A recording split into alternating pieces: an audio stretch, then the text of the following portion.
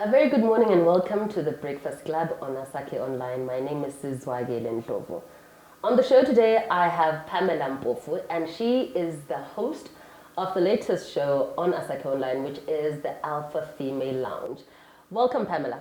Thank you. So, Pamela, according to Twitter, you are a Catholic, former child MP, you're into journalism and media, and you are the founder and CEO at Precious Hands, and you support Man United. Yes, I'm a big red devil. You just had to say that. I had to, I had to. Tradition. Mm-hmm. Okay, so yes. You've given us a brief bio of who you are. Mm-hmm. Who are you? And don't tell me you're Pamela. Okay, so I can also say him, but anyway. I'm the media babe, popularly known. I think now a lot of people know me by that name, but I'm just a young lady, you know, who's enthusiastic about being in front of the camera, social media. I love having fun. I love food. Yeah, I think so. That's all. So media babe, when did you realize you had a love for media and being in front of a camera? I think I liked attention from when I was very young. I was that child that was told, do not do this when we get to this place, and obviously. So I realized that I loved being the center of attraction throughout school, so I decided that this is the best place for me to be. Yeah. Walk us back to your schooling years. You were a former MP. Yes. Tell me more about that. Okay, so I became a child MP in 2014. I was very young, I think, yeah.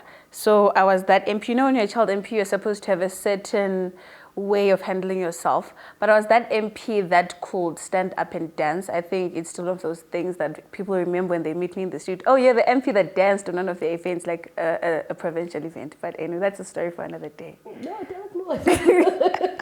Oh, no, might not have another day. So it happened that there were people from my school that were performing some Pantsula thingy dance. So one of them just came and picked me up, and I just took off my blazer, and then I went on the stage, and it was so packed, and everyone was just in awe, and I couldn't help it because I love dancing. So are you going to show us some of your moves here on the show? No, not for today. Maybe some other time. Mm-hmm. You do realize we've got various opportunities to come back and revisit you. So whatever you say now can be revisited later. Yes, and I intend on keeping my word. Okay, awesome. Mm-hmm. So in terms of support, what did your family say when they realized that you're this person who wants to go into media and this industry? What was their response? My parents my family, in fact, they're supportive. Because my brother, I used to tell him, I'm going to be famous one day, you should ask for my autograph. So I started saying this, I think about 3-4 years ago. I'll tell him, ask for my autograph now, because in future it will be expensive to get my autograph. And he used to say, you're just being crazy, get out of here. And then, so when I started getting on TV, and I was like, oh, okay, that's great. So now I have a famous sister. I'm like, of course, you do. And yeah, you know, the extended family is just excited to see me, yeah. You famous, you on TV. I wanted someone else to say that. I'm officially famous. So on this program, the Alpha Female Lounge, what can we expect from you? What can our viewers expect? Okay, so basically we're going to be tackling issues about women. You know, socioeconomic, politics, entertainment. So every female will be incorporated into the show. We're going to be asking questions that have never been asked before, you know, like breaking barriers on the show, yeah. No, we're not doing this. Go for it. We're not doing this. I dare you. You dare me to ask you a question that I have never been asked before. So you did say you're going to be asking questions. Now the problem is I haven't really looked into your history. It was going to be easier. Go for it. You know, I think I am going to ask you, it's not really personal, but it's fascinating. What do you find interesting about talking to yourself? Well, I find the conversations with myself. Because I know that there's no one that can resonate with your intelligence. So what besides that? Now you're using insider information and things. You dared me. What do you find fascinating about talking to yourself? It's because I understand myself. I give myself the best advice. Like, we look at something, me, we laugh about it, and we're like, you know what, this doesn't make... We understand each other. We have a good relationship with me because, you know, someone else doesn't understand me the way me understands me. That makes sense, right? So where do you see yourself in 5 years' time? In 5 years' time, I'm going to have on my bio, my social media, I'm going to have award-winning journalist on my bio. That's number one. And I don't want to, I want to be rich, not just financially, you know, like a powerhouse, knowledge, travel, experience. I want to be like the Solomon of my times. You do realize Solomon also had other... Do you mean rich in terms of relationships as well? Because he had over 700 I'm content with one partnerships. relationship. Thank you. Thank you. No. Just making sure. No. Knowledge. But I want to be an established person. Yeah. 5 years' time? Maybe I see myself married. Maybe in 5 years' time. Are you seeing somebody at the moment? Honestly? Honesty usually helps.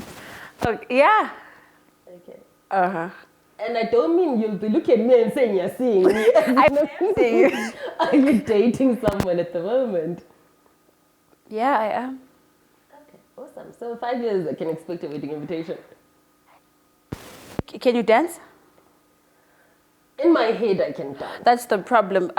Like our invitation mostly would look at people because we both can dance. So if you can't, but it's okay as a guest. You can just sit there and look pretty. It's okay. Oh, thank you so much. You're welcome.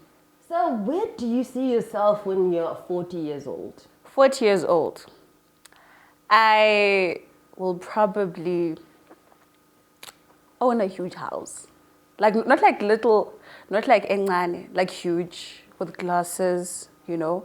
Own several businesses. I love doing agriculture. I hated the subject in high school, but I have a passion for agriculture. And yeah, I can't preempt, you know. Yeah. So far, you've provided very interesting facets about yourself. You like agriculture, you like dancing, you like being the center of attention, and you're going to blow everybody's socks off. Yes. When you take on the show. Mm-hmm. And I noticed here that you said you're the founder and CEO at Precious Hands. Mm-hmm. What's that all about? So Precious Hands is an organization that I started last year. So it was an idea that came during the lockdown. I saw a post on Twitter, I'm not sure from who. It was talking about how a lot of young girls are struggling to get sanitary wear because, you know, lockdown, most parents were not working, so there was no income. So I just thought on that day, I had actually made, a design of the logo about a year ago because I had thought of it. And then I didn't use it. So I went to my archives, I took that post, and then I created a message. And then I sent it to my friends. And my friends were like, oh, this is cool. Can you also join in? And then in about a day or two, I had a team, mostly from school and some friends. And also I have a brother, my brother that works with me. From there, we started sourcing pads. And we had a lot that came through. Even people in the diaspora came through. And then we went to donate our first badge in Matebele in South, BD Village in Mapisa. But then, because of COVID, now it's been really difficult, and because others had school commitments, so we just decided to just pause just a bit and get our house in order, and then, yeah. Okay. So are there any other causes that are close to your heart as a female? I like seeing people my age, like women my age, financially independent. So any cause that supports them, that empowers them to become the best or better version of themselves is close to my heart, you know? Yeah. You unfortunately brought up the issue of your age. So the next question would be, you mentioned my age. What is your age? So I have a problem. I don't know. Do I say I'm 21 or I'm 22? I mean, already I'm turning 22, so I think it's fair enough to say I'm 22. Okay. But let's just say I'm 21. You're 21, turning 22. And you want to see women your age financially independent? Yes, it really annoys or hurts me rather when you see, because now of the economic situation in the country that we're all aware of, and there are little to no job opportunities, and you find that my peers resort to, you know, other means that I feel like extort them more. Like, I think we're looking at those intergenerational relationships where someone my age can date someone like as old as my father, 50s, 60s. And it just feels like we are being exploited each and every day. And yeah, some of them don't have a choice though. That's it. That's the thing. You know, so I don't know. Maybe I believe that maybe if if I opened 3, 4, 5 businesses, I would have helped a lot. Okay. Yeah. All right. So at this point in time, you are going to start this brand new show. What was your response going through the process? You saw the advert, presumably, and walk us through the process that led you from seeing a poster or a video to you sitting here. Okay, so the poster was sent to me by someone. And then I was like, okay, I'll do it. And I didn't do it. And then the following day, 3, 4 people sent me the same poster. And they were saying, this is you. You could do this. I still didn't do it. Another pair in the morning sent me, and I was like, you know what, guys, I'm getting tired of you. I'm good. Because I always felt like, okay, so looking at site, I thought, okay, this is a place with they're like seasoned journalists, and it's really serious. And I thought, do I fit? And I felt like, no, I'm too, you know. And then I decided to go for it, and I sent the video. And funny enough, I was wearing my Man United jersey when I sent that that video.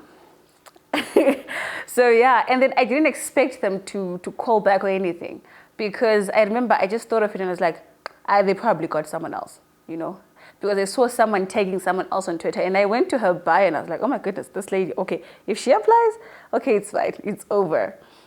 And then I got home, I went outside, I came home and I found a message, and I screamed, and I was like, okay, how do I feel? Okay, let's just leave it. No excitement until the interview. And then the interview, it was short. If I'm not mistaken, it was really short. Let's just say it was short. No, short. Like, I think 11 or 12 minutes short.